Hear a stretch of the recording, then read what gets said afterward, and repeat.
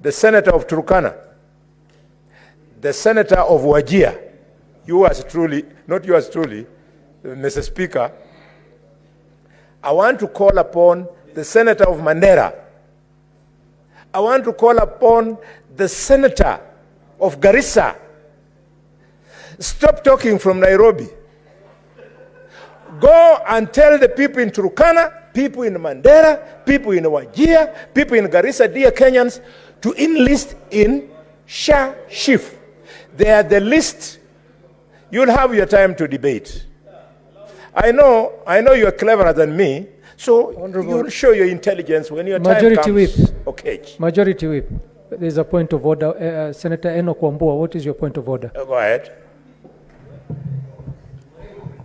Mr. Speaker, you know, I'm listening to Senator Boni Khalwale going on a tyrant against senators, his colleagues.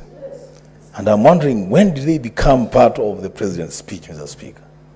And you know, Senator Khalwale, through you, Mr. Speaker, has been in this house long enough to know that you don't cast aspersions against your own colleagues.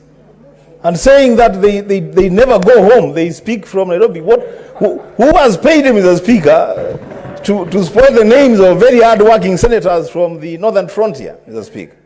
Thank you. Thank you, Mr. Speaker. Mr. Speaker, you know, young Senator Wambua sometimes admires me. And I know on this particular score, he wants me to appreciate the fact that he's a journalist.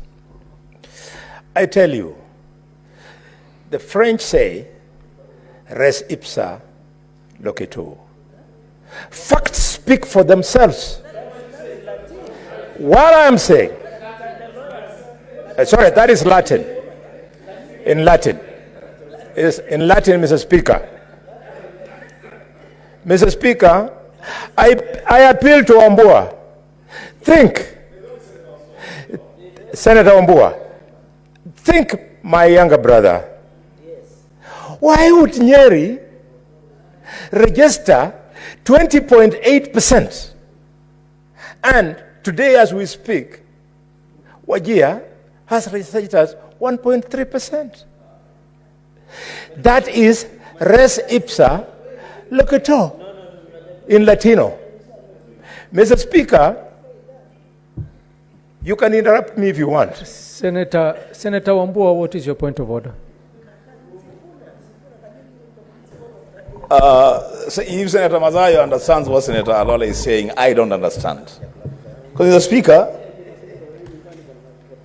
there is something that I've argued in this house for many, many years. It was something called distance to service. And you know, Senator Khalwale is using the marginalization of the northern frontier and laying it on the shoulders of sitting senators, as though the senators here were supposed to go to their respective counties and do the actual registration for SHA.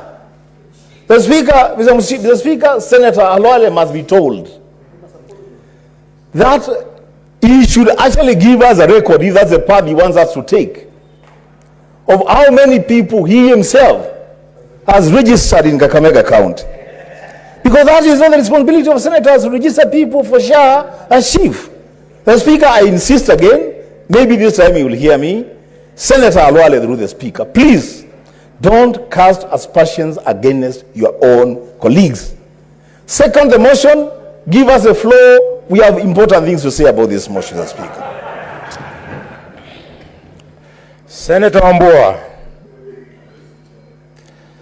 the world is led by leaders.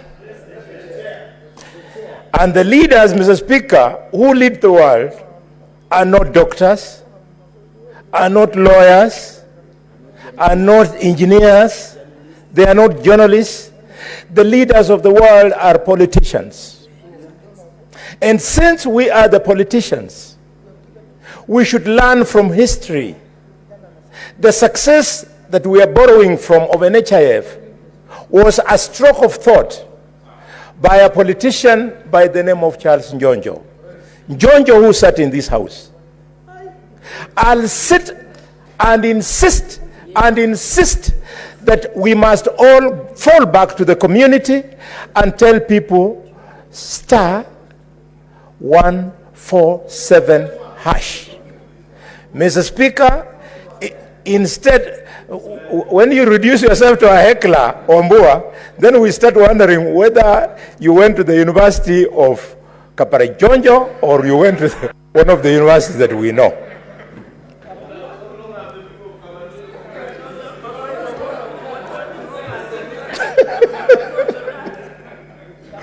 Mr. Speaker, Senator Aaron, you have an intervention on Boni Khalwale. Proceed, Senator. Thank you, Mr. Speaker.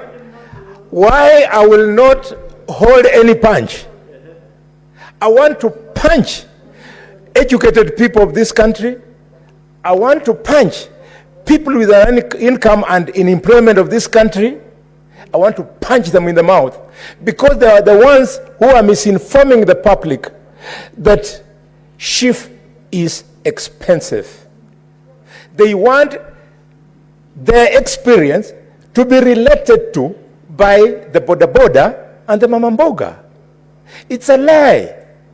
SHIF is expensive because of the size of your purse. But to the ordinary Kenyan, Mr. Speaker, SHIF is cheaper than NHIF.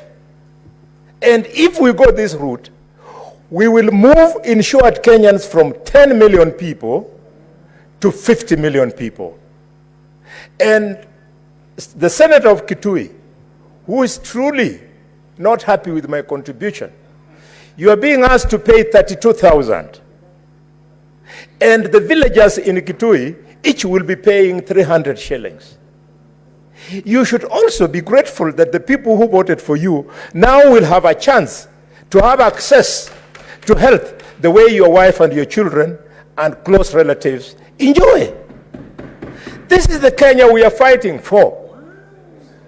What joy would I get from the fact that my daughter, Tina, can get an attack of pneumonia and we save her, and yet her age mate gets an attack of simple upper respiratory tract infection and they die.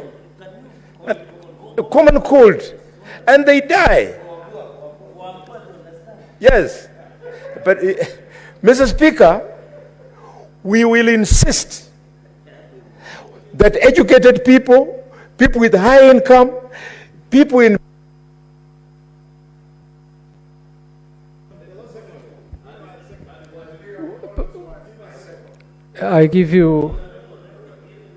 give him the mic. I give you 1 minute to conclude and second. Mr. Speaker, thanks for that minute. There had been so many frivolous points of orders, including somebody I beat in English thoroughly, thinking that he could teach me English. Mr. Speaker, I support strongly. Senator Aaron Cheriot.